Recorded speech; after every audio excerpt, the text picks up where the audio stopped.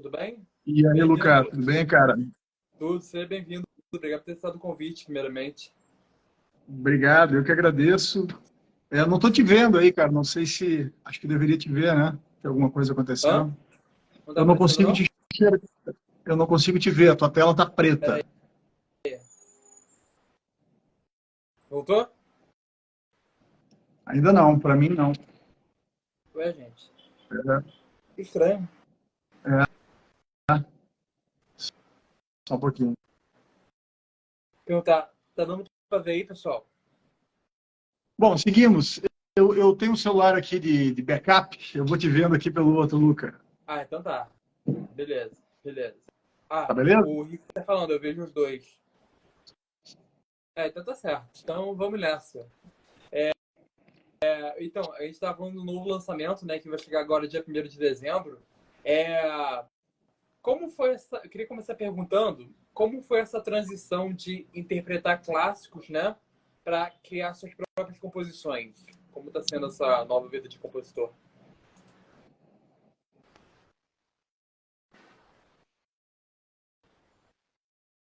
Alô?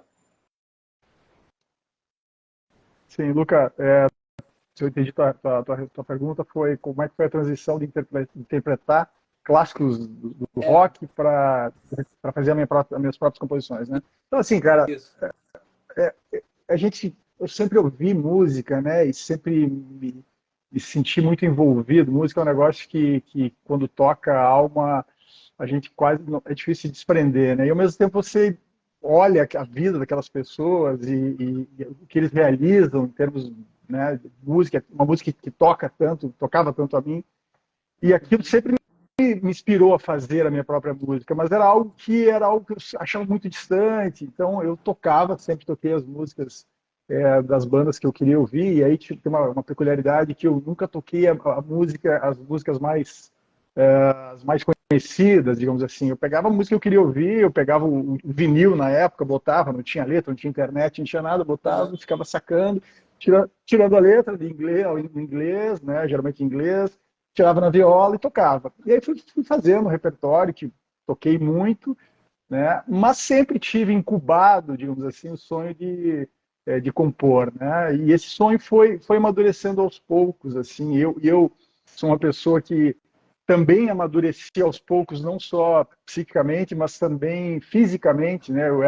Até os 17 anos, minha mãe queria me levar no médico porque eu não tinha crescido ainda. Então, é um processo de maturação que eu acho que não tem como dizer se está sendo cedo ou tarde. Para mim, é o que está acontecendo agora. Na verdade, eu já tive um outro momento também de composição há muitos anos atrás, mas são momentos em que você consegue parar e olhar para si e filosofar um pouco prestar atenção nos sentimentos e deixar a coisa fluir, né? Porque no dia a dia isso a gente geralmente é tomado pela rotina, né? E a rotina, a internet, muita informação e às vezes você não consegue parar. Então os momentos que eu consegui parar para compor, né?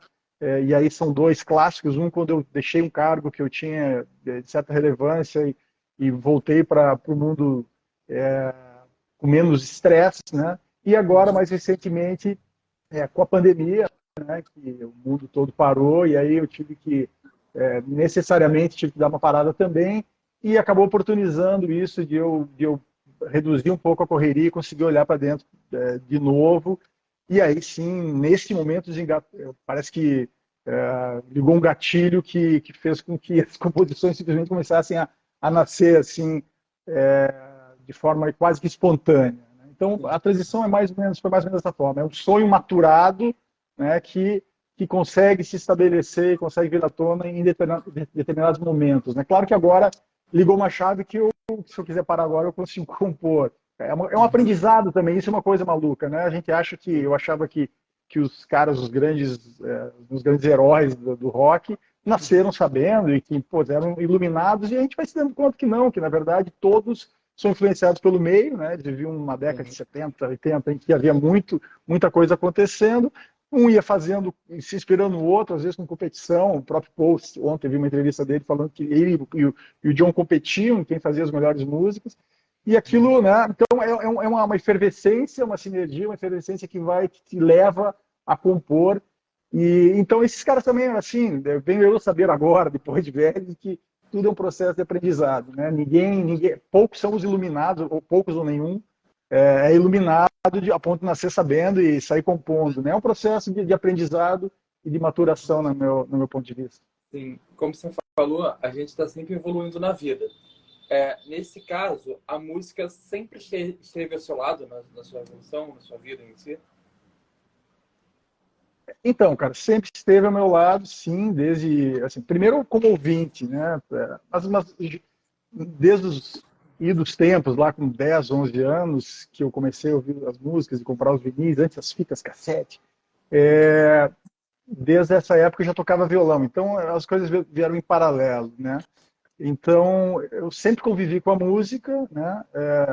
E só que, enfim, a evolução veio com o passar do tempo, né? Dessa maturação toda, dessa experiência de tocar muita coisa, de ouvir muita coisa, de sonhar muito, de bater com a cara na parede em muita coisa, e ao mesmo tempo de refletindo sobre o que é a vida, o que a gente quer, e tentando encontrar um espaço para os sonhos. Eu acho que esse é um grande segredo, assim, é uma coisa que eu falo muito nas minhas músicas, é sobre isso, sobre a gente não desistir dos sonhos. Legal demais. Você também mencionou a influência de diferentes artistas, né, no seu som, como a gente falou agora de outras figuras também. Como você conseguiu fundir essas influências com suas próprias músicas? Você pegou muitos fragmentos que você já tinha de referir de outros artistas ou nasceu de você? Como foi todo Cara, esse... assim, não tudo que a gente consegue, eu fico ouvindo das pessoas, né? As pessoas falam, pô, Thiago. E aí a referência mais explícita que fazem dos Beatles, mais especificamente do Paul McCartney.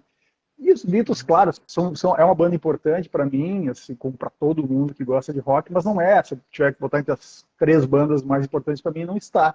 Mas eu não há fragmentos, entendeu? O que há é como se é uma mistura química, não é física, né? A física sobram as partes, né? É uma mistura química que tudo se mistura num caldeirão e se forma outra coisa. Minha música é outra coisa, eu não consigo identificar nela eu não consigo identificar nela não só nenhum trecho, mas como nenhum traço da música que eu tanto ouvi, entendeu? Mas eu acho que esse é o processo de composição, e é assim que é legal, né? Senão eu estaria sendo, de alguma forma, estaria fazendo um copy and paste de vários sons. Né? Nessa sua observação, deixa eu concluir. Você acredita que tenha uma receita certa para fazer uma composição? Ou não? Cada música tem sua história diferente. Eu acho que cada músico tem a sua história, né? Assim, cada músico tem que descobrir, da mesma maneira como ninguém nasce sabendo, agora acredito eu, cada um tem que descobrir seu próprio caminho, né? Aí as pessoas perguntam, poxa, mas você faz a letra, faz a música? E cada hora acontece de uma forma. Claro que, em geral, eu componho a música junto com a letra, né? Vem alguma ideia, ou na cabeça, ou no violão, e eu começo a tocar, e já penso numa letra, já começo a escrever, em geral, nasce junto. Mas eu já fiz música a partir da letra, já fiz letra a partir da música, né? Assim, eu acho que o importante que é um processo genuíno e é um processo que você tem que estar muito conectado consigo, né? Então e você aprende, né? À medida que você, para mim foi meio que um gatilho isso, é uma coisa meio louca, né? Ontem eu estava comentando com uma pessoa que, em geral, quando eu vou compor, né? Eu estou sozinho, assim foi na pandemia. Depois teve um momento ano passado, tem muita música que nem está gravada ainda. Eu fui para o meio do mato, onde eu gosto de estar, na beira de um rio, compus ali. E aí as coisas vêm. Mas tem determinados momentos que a coisa está tão aflorada que eu sentava no sofá com meu filho e minha namorada do lado, e com o violão na mão, ele assistindo TV, e daqui a pouco eu saio porque surgiu uma música, entendeu? E você aprende e exercita isso, né? Então, é por aí. Agora, isso é como a coisa aconteceu para mim, né?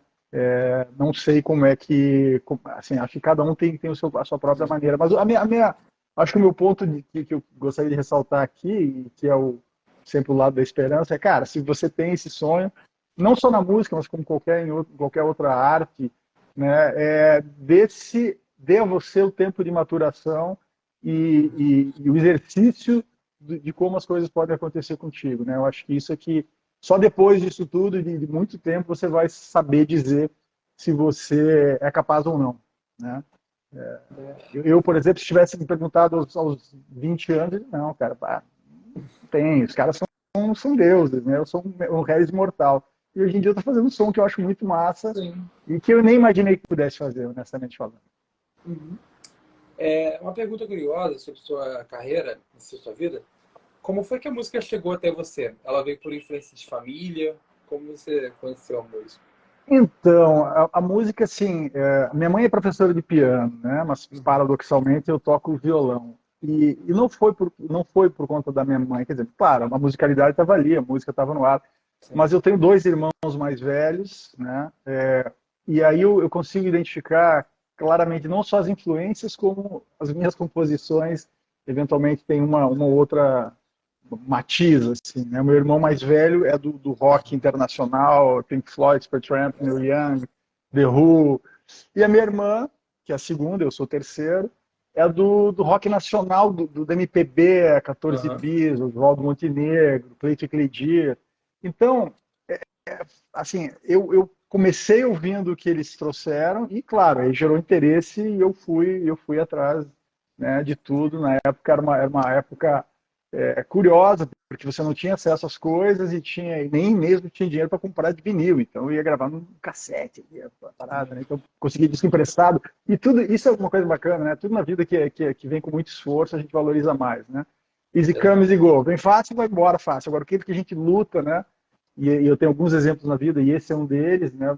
Luta, putz, vou lá, não tem dinheiro, mas vou lá gravar fita, leva fita, consegue um aparelho, grava, bacana. Então, tudo isso. Aí, quando você tem dinheiro depois para comprar a sua própria coleção de vinil, né, traz uma satisfação muito grande. Então, é daí que veio a música e ela está instalada em mim há décadas. Uhum. Falando dessa questão da nossa experiência de vida e tudo mais, o álbum mergulha em questões existenciais profundas suas, né? Nesse caso, como essas questões influenciaram o processo de composição das músicas? Ainda falando sobre criação. Assim, cara, as minhas músicas são essencialmente os meus dilemas, as minhas, às vezes, inquietações, né? Trazidas colocadas em melodias e letras, né? Na verdade, eu acho que essa é a mola propulsora da minha sonoridade. Poucas músicas, talvez agora até um pouco mais, mas fogem dessa temática do existencialismo, né? Do que a gente está fazendo com as nossas vidas. Eu sou um cara que me pergunto muito, me questiono sobre se eu estou sempre no caminho certo, se as escolhas que eu fiz são corretas, se eu estou aproveitando ao máximo os dons que Deus nos deu, né? Nessa única vida que nós temos, até onde sabemos. Quer dizer, deixar a vida, meio Zeca Pagodinho, assim, deixar a vida levar é fácil, né? Mas, cara, ela não garante que você explorou o teu potencial ao máximo, que você viveu a sua vida da maneira mais pulsante, mais intensa que você podia ter vivido, e nem que você desenvolveu todos os dons que você poderia para si e para a humanidade, para de repente brindar de alguma forma a humanidade, sem pretensão nenhuma, mas todo o processo construtivo da sociedade é uma construção, né? Então você poder desenvolver o seu melhor de alguma forma, um grão de areia vai ajudar, a gente espera que sim, né, a propagar essa ideia e propagar né, o que eu emano nas canções, né? E aí é um lance meio estranho, porque eu escrevo em inglês, não escrevo só em inglês, né? Aí é paralelo. Quando eu pego o violão e sai um som mais rock, assim, mais uma balada inglesa, né? Minha música tem muito som um pouco como rock inglês. Aí eu faço a letra em inglês. Aí quando ela soa mais MPB, mais rock nacional, aí eu já faço em português. O disco agora, esse que eu estou lançando, é um disco em inglês, né? E, enfim, já até me esqueci o contexto do que eu estava falando agora. Mas é isso, cara, é isso. É um processo. Sim. De onde vinha, do que, desculpa, Lucas, onde as minhas questões influenciaram na música, na verdade, é quase que o contrário. É uma coisa, eu acho que sem as minhas questões, sem os meus questionamentos, sem os meus dilemas, as músicas talvez eu não tivesse aprendido a compor, né? Então, as minhas músicas falam muito sobre isso, sobre o que a gente está fazendo com a vida, sobre as nossas escolhas, sobre o passar do tempo, enfim, questões bem É. existenciais mesmo, as minhas questões existenciais. Uhum. Logo na semana, após o lançamento do álbum, a gente vai ter o show, né, de lançamento Uhum. oficial. Como estão as expectativas para a interação com o público, para mostrar sua obra ao público? Cara, assim, eu acho que esse é o grande momento do artista, né? Poder ir a público, né? Claro que eu tenho uma expectativa das pessoas ouvirem um álbum que para mim eu chego a ter que me beliscar de vez em quando eu falo, porque quando eu ouço o álbum, esse álbum foi muito pensado e muito estudado e como um primeiro grande projeto, assim, né? Ele passou por muitas idas e vindas, é, na escolha dos músicos, nos arranjos, nas mixagens, nas masterizações, assim, é um baita processo de aprendizado também isso, não poderia deixar de ser, né? Então, chegamos num resultado que eu acho muito legal em todos esses aspectos de composição, de arranjos, de letras, de mixagem, de masterização. Acho muito legal se as pessoas ouvirem, mas o barato mesmo é tá trocando, sentir as pessoas passando energia, querendo entender o que você está cantando, participando junto. Essa sinergia é o grande barato né, da história. Né? Não, Sim. assim, claro que é legal você fazer um álbum que vai ficar ali para sempre, para quem um dia quiser ouvir, né? É um registro que fica para sempre e eu vou mergulhar para sempre desse álbum. Mas o ápice, digamos assim, é o encontro com o público e é o show, né? A gente tem feito fizemos um show quase que um pré-lançamento já faz algum tempo, assim, e foi muito legal, muito legal. E é aquele momento em que tem que rolar uma catarse, né? Você tem que entrar no momento, mergulhar e viver aquilo sem crítica, sem pretensão, simplesmente entrar de cabeça e viver, né? E acho que com isso você também emana energias e vibrações para as pessoas e as pessoas acabam entrando no clima. Claro que tem muito ali de muitos amigos, né, junto que também dão, acaba sendo favorecendo o processo, mas eu acho que é isso, é conseguir entrar na energia, né, conseguir se soltar e tanto para compor como para fazer isso ao vivo é muito de você abstrair do resto e viver aquele momento. Sim. Então, a gente estava falando sobre a pandemia agora há pouco, também a gente fez menção na pandemia, né? Como você acha que a pandemia e essa quebra de rotina acabaram impactando a abordagem na criação da música para esse álbum? Você acha que a pandemia foi um terreno fértil, por assim dizer, para a criatividade? É brabo dizer isso, né? Porque foi um momento tão triste, né? Aliás, a primeira música que eu compus foi uma música em português chamada Em Casa, né? Assim, primeiro fim de semana que houve o lockout, que as pessoas, o lockdown, que as pessoas pararam, Lockdown. ficaram em casa, né?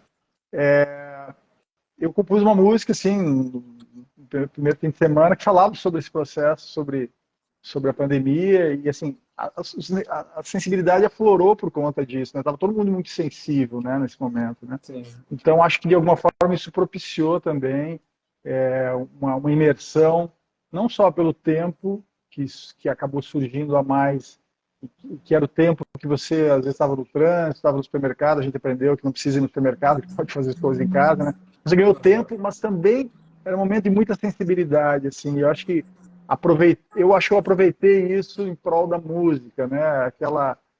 Aquilo que estava no ar e que era tão doído e que era tão inacreditável naquele momento e que onde é que a gente vai, né? Aquela dúvida, o que vai acontecer, né?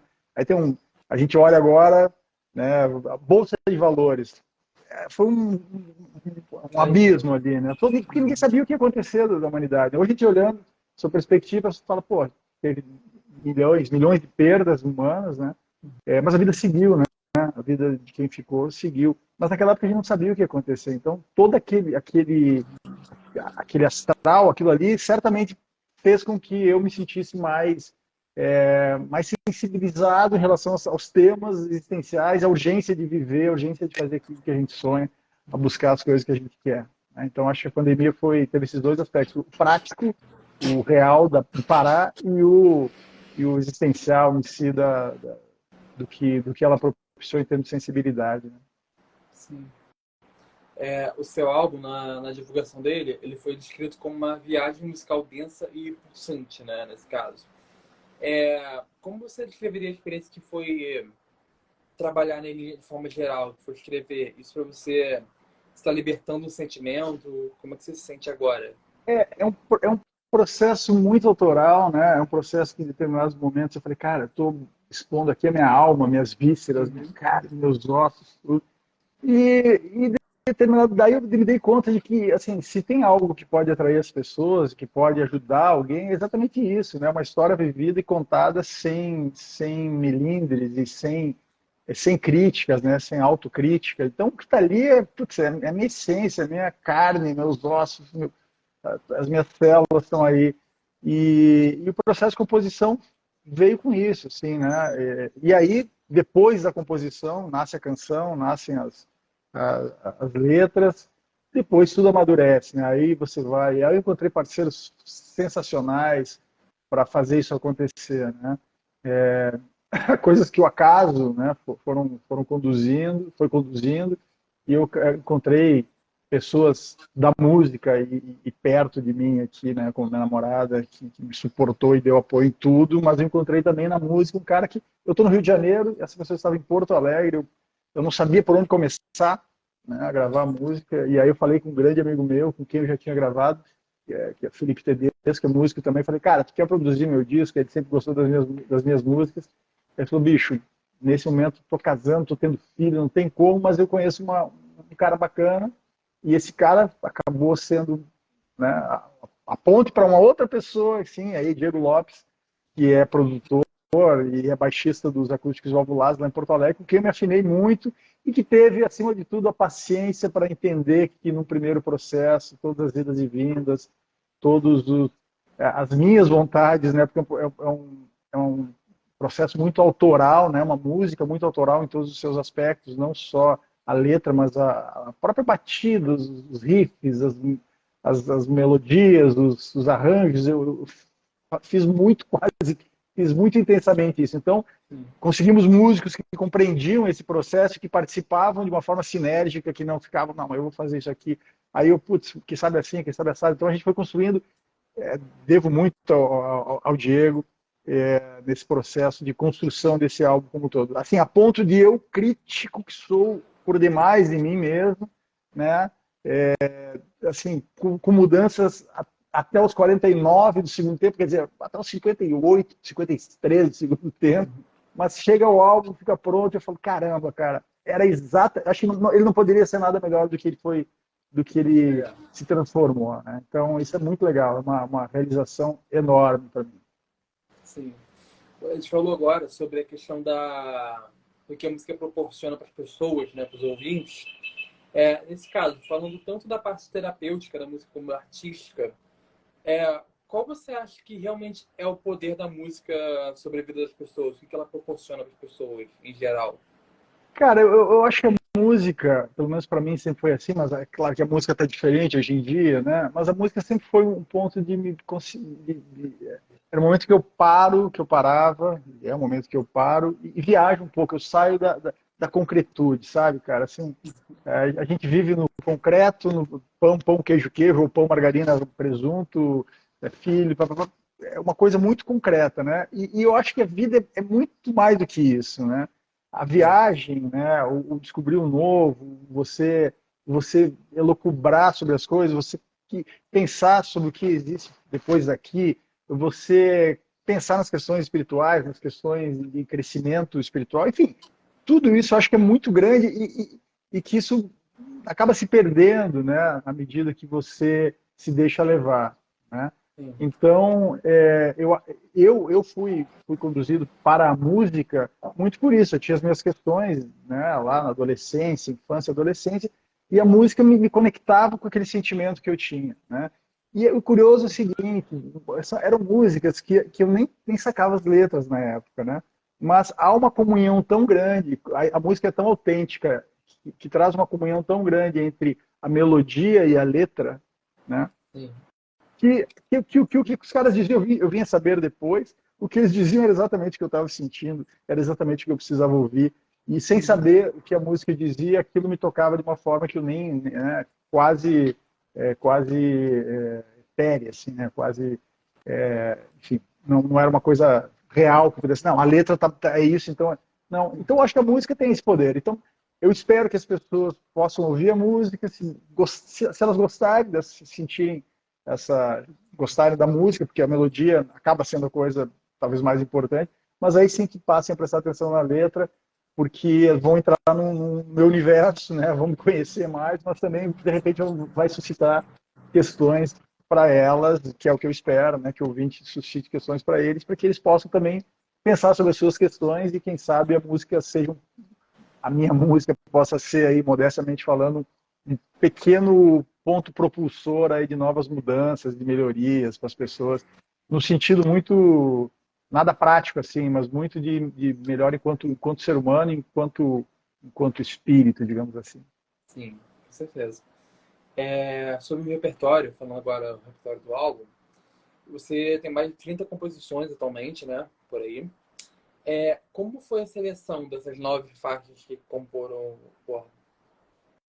Então, cara, assim, foi uma divisão com o Diego, né? Eu tinha as músicas, agora tem mais, até de 30 músicas, e eu não imaginava que fosse tão trabalhoso, tão demorado, né? Certamente o primeiro processo é mais demorado que os demais serão, né? Então, estou com 13 músicas gravadas, tem 2 além do álbum que já estão prontas também para virem depois. E foi uma escolha meio assim, a primeira escolha foi, vou nas músicas em inglês ou vou nas músicas em português, né?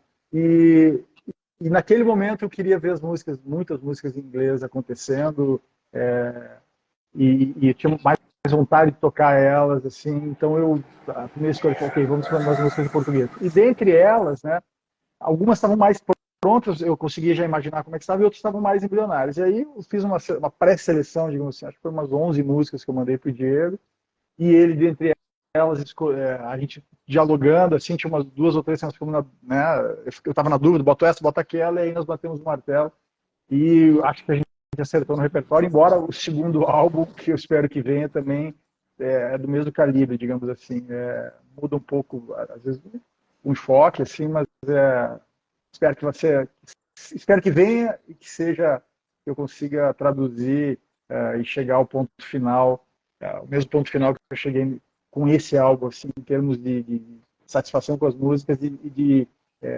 elas estarem realmente do jeito que eu queria. Sim. Para a gente finalizar, falando um pouco sobre experiência, né? A gente fala muito de entregar uma experiência completa para o público, nesse caso. No mundo que a gente vive hoje, playlist, música digital nas plataformas, como você vê a importância desse trabalho do álbum, entregar uma experiência aos seus ouvintes desse lado? Então, cara, o álbum assim, até isso ele é muito pensado, né? A ordem das músicas, né? Aí você imagina, se não me engano, em 9 músicas, a combinação de 9 músicas pode resultar em 42 milhões de ordens diferentes, né? Então, até isso tem um pensar sobre narrativa, sobre estilo de música e tal. Então, a ideia é que a pessoa possa, embora ninguém mais ouça álbuns hoje em dia, né? Quem sabe alguém ouça, eu ouvi muito e ainda ouvirei, mas ouvir o álbum, entender assim, ir sacando as letras e ele tem toda não que seja um opera rock, nada, que ele tem uma narrativa encadeada, mas ele tem ali, as músicas conversam entre si, as melodias têm uma lógica, né, no sentido de não ser, o álbum começa forte, né, com 3 músicas mais intensas, mais animadas, digamos assim, aí depois ele dá uma aprofundada, assim, sentimental, e vem músicas bastante densas, depois ele sobe de novo, então tem todo um pensar sobre isso. E a gente espera que o álbum, que quem for ouvir o álbum, né, possa entrar nessa atmosfera, né? Eu acho que isso é o que se pode desejar,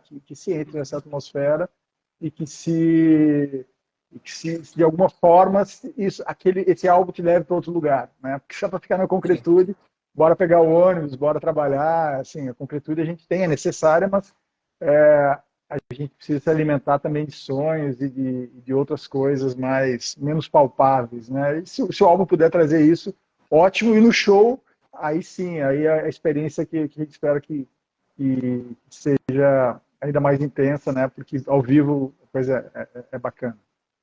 Pois é. Mais uma vez, muito obrigado, Thiago. Adorei nosso papo. Muito legal essa conversa. Queria agradecer pela presença novamente. E para quem a gente conheceu através da nossa live, onde é que a gente consegue começar seus trabalhos? Redes sociais, plataformas musicais?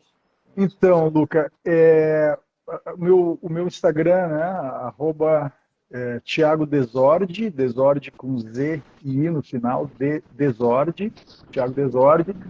No YouTube, né? Tem vários. Esse é um lance legal também. Das músicas já lançadas, tem 6 clipes, eu acho, ou 5 clipes que já estão no ar, que são muito legais também. Encontrei pessoas muito massas para fazer os clipes. Então, dei uma sacada lá, acho que isso vale muito a pena. E Spotify, enfim, as plataformas. Eu estou mudando o nome, né? Eu vinha me chamando artisticamente de Desord, resolvi botar meu primeiro nome, inserir meu primeiro nome.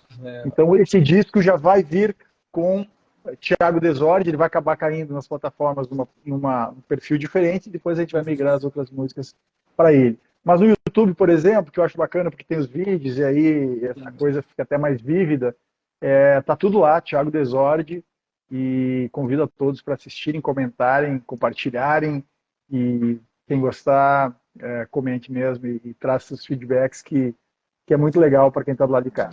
E obrigado, Isso cara, aí, pessoal. obrigado pelo espaço aí, obrigado pelo teu tempo, pelo espaço, e vamos junto.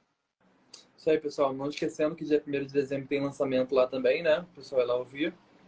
E é isso, galera. Mais uma vez, lembro vocês, quem perdeu a nossa live, quer rever a entrevista, tá salvo aqui no Instagram, YouTube, Spotify, Amazon Music e Apple Podcast. Até a próxima, Thiago. Valeu. Valeu, obrigado.